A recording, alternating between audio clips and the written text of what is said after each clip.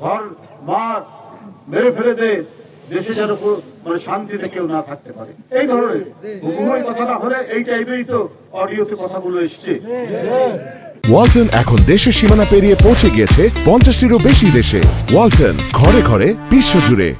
তারপরে বাংলাদেশ স্থিতিশীল থাক, বাংলাদেশে শান্তি থাক, এখানে মানুষ নির্বিঘ্নে হাট ঘাট বাজার ছেড়ে, অফিস আদালত ছেড়ে, স্কুল কলেজ থেকে তার শান্তিপূর্ণ গৃহে ফিরে আসুক, এটা সে চায় না। তাদের দোসররা চায় না, তাদের দোসররা তো আছে। হাসিনা তার আত্মীয় স্বজন নিয়ে গেছে, তার দোসররা তো আছে।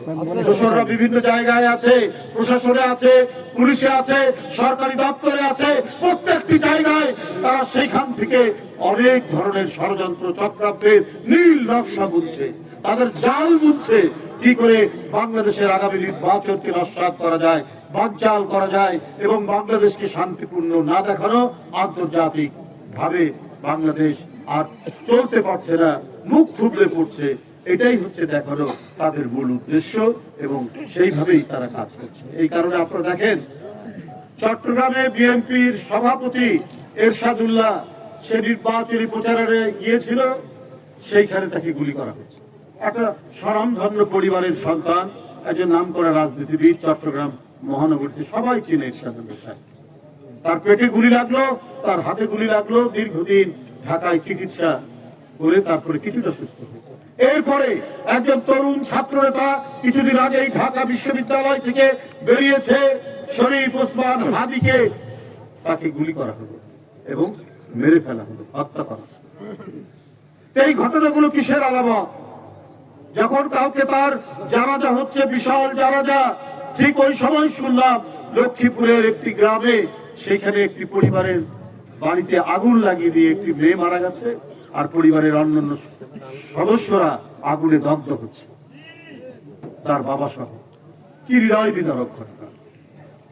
আমরা সদর হাসপাতালে সেটা শুনে আসলাম। এই ভয়ঙ্কর চক্রান্ত এখানে চলছে। এই জন্য তারা যে সুখে শান্তিতে বাংলাদেশ থেকে লুটপাট করেছে, সেই লুটপাট করতে তো আর পারছে না। বাংলাদেশ ব্যাংকের 800 কোটি টাকা পাচার করতে, পারছে না সোনালী ব্যাংকের টাকা পাচার করতে, পারছে না তারা বেসিক ব্যাংকের টাকা পাচার করতে, পারছে না তারা বাংলাদেশের সমস্ত প্লট আছে, সরকারি প্লট আত্মসাৎ করতে, বেআইনি ভাবে জোর করে গায়ের জোরে শেখ হাসিনা নিজের মেয়ের নামে, নিজের ছেলের নামে, নিজের ভাগ্নির নামে, নিজের ভাগ্নার নামে প্লট নিয়েছেন ঢাকার সেই পূর্বাচলে, অথচ তার নিজের বাড়ি আছে, সুদা সদর আছে, তার বোনের বাড়ি আছে, ঘর আছে, সব থাকার আইনগত ভাবে তারা আর কোনো প্লট পায় না। এই যে গোটা বাংলাদেশের সমস্ত মানুষজনের সম্পত্তি, জমি জিরাত নিজের বাপ দাদার সম্পত্তি মনে করেছে তারা।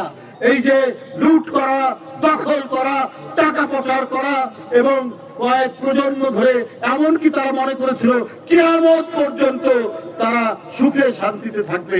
এইটা যখন হাতছাড়া হয়ে গেছে, আর বাংলাদেশকে তারা নির্বিঘ্নে নিশ্চিন্তে থাকতে দিতে চায়।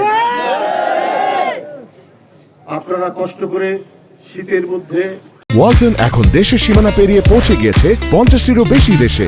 ওয়ালটন, ঘরে ঘরে বিশ্বজুড়ে।